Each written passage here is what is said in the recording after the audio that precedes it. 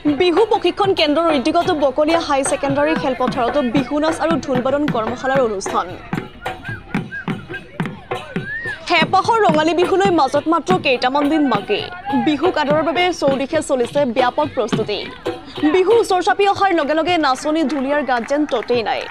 বিহু প্ৰশিক্ষণ কেন্দ্ৰৰ ঐতিহ্যগত বিহু নাচ আৰু ঢোলবাদন কৰ্মশালাৰ অনুষ্ঠানতো শ কিশোৰী যুৱক যুৱতীৰ বিহু নাচৰ পৰিৱেশত উখল মাখল পৰিৱেশৰ সৃষ্টি হয়। প্ৰশিক্ষাৰ্থীয়ে বিহু নাচ ঢোলবাদনৰ অনুষ্ঠান পৰিৱেশন কৰি উপস্থিত দৰ্শকক মন্ত্ৰমুগ্ধ কৰি ৰাখে। বাকালিয়া ঘাটৰ পৰা নিকিতা বৰাৰ ৰিপৰ্ট, নিউজ 24 অসম।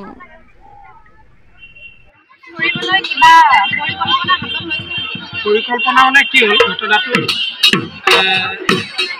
পৰম্পৰা সৃষ্টি হয় আৰু পৰম্পৰাতে লীন যায়। আমাৰ পথাৰত তেনেকুৱা পৰম্পৰাটো সেইখন মঞ্চ হ'ল।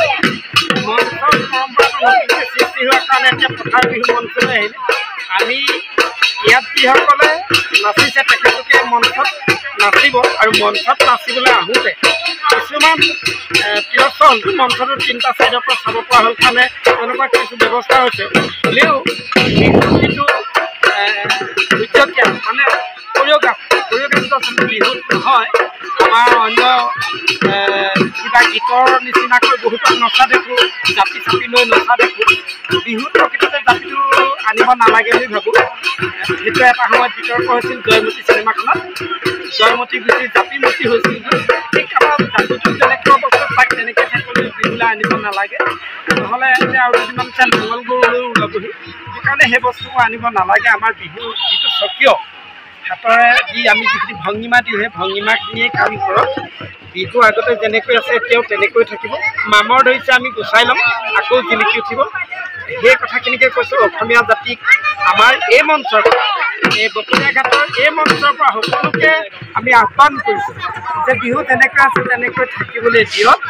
আমাৰ যি বিহু স্বাভিমান, সেই স্বাভিমানটো আপোনালোকৰ এই চেনেলৰ যোগেই ৰক্ষা কৰক। আমি তাতে অসমীয়া জাতি সুখী হ'ম। ধন্যবাদ। আমি এতিয়া চৰকাৰে বিশ্ব দৰবাৰলৈ নিয়াৰ প্ৰচেষ্টা কৰি তাত আমি কিবা ক'ব লগা আছে বুলি নকওঁ। চৰকাৰীভাৱে যেতিয়া কৰিছে আৰু এটা কথা ইমান এটা বৃহৎ অনুষ্ঠান যদি চৰকাৰে আগবঢ়াই নিনিয়ে আমাৰতো সাধ্য নাই। কিন্তু এইটোহে ক'ব বিচাৰিছোঁ, চৰকাৰে নিলেও যাতে বিহু হিচাপে নিয়ক। তাৰ বিকৃত লোক এটা নিনিয়ে, তাৰ যিটো চুক্তি বৈশিষ্ট্য তেনেকৈ নিয়ক। আমি সকলো সুখী হ'ম আৰু অসমীয়া জাতি কালত